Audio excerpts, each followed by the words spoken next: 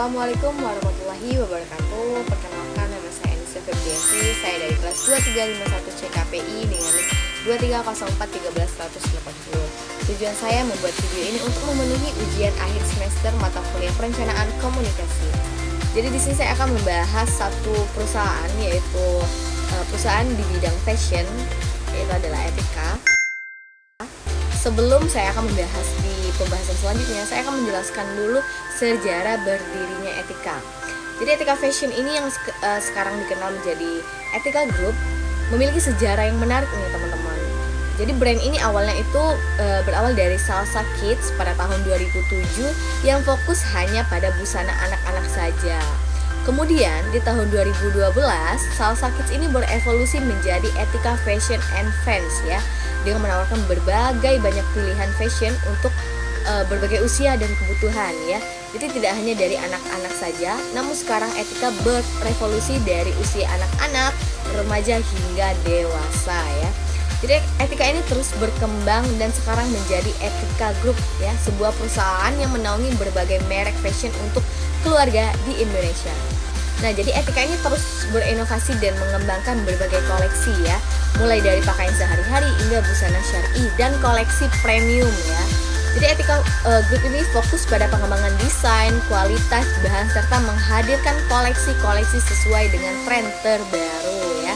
Jadi Etika Group ini tidak hanya fokus pada penjualan, tetapi juga Etika Group ini tidak hanya fokus pada penjualan saja ya, tetapi juga pada kemitraan dengan berbagai pihak. Mereka juga banyak memiliki cabang, agen, dan juga reseller yang tersebar di seluruh Indonesia. Etika juga menjalin kemitraan dengan berbagai pihak dan memperluas jangkauan dan meningkatkan kualitas produk. Dengan demikian, Etika Fashion ini telah mengalami perjalanan yang panjang dan terus berkembang agar menjadi salah satu brand fashion termuka di Indonesia ya. Jadi Etika ini terus berupaya untuk memberikan kontribusi positif bagi industri fashion di masyarakat.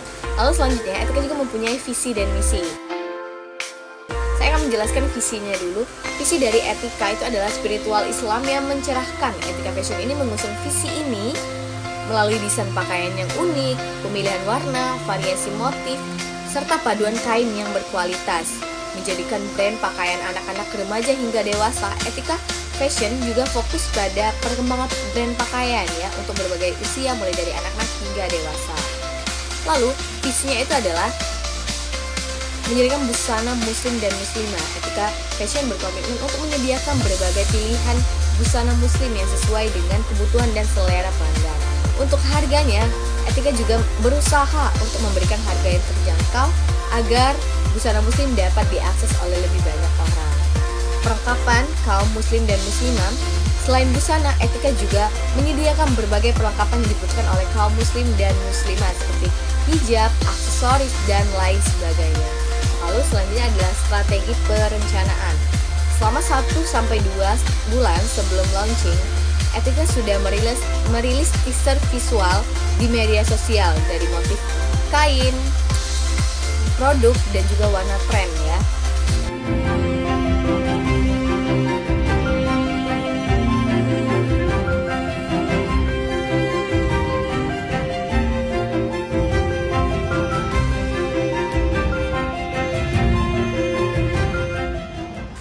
Lalu juga Etika melakukan kampanye sub-branding dengan tema bersama Rindu Sarimbit ya.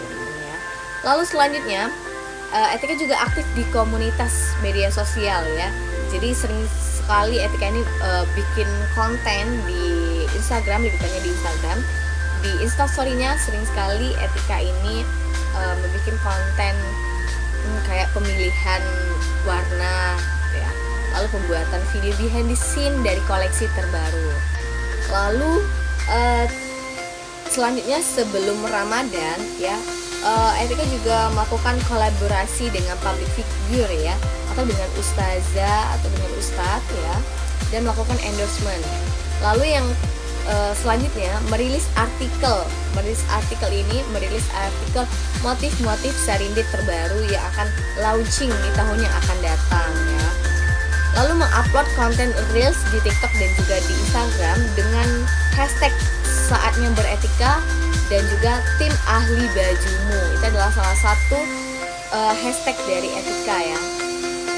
Jadi tujuan dari komunikasi perencanaan ini adalah meningkatkan brand awareness atau koleksi selimbit terbaru, lalu membangun antusiasme pasar sebelum dan saat peluncuran, lalu mendorong penjualan melalui offline dan juga online.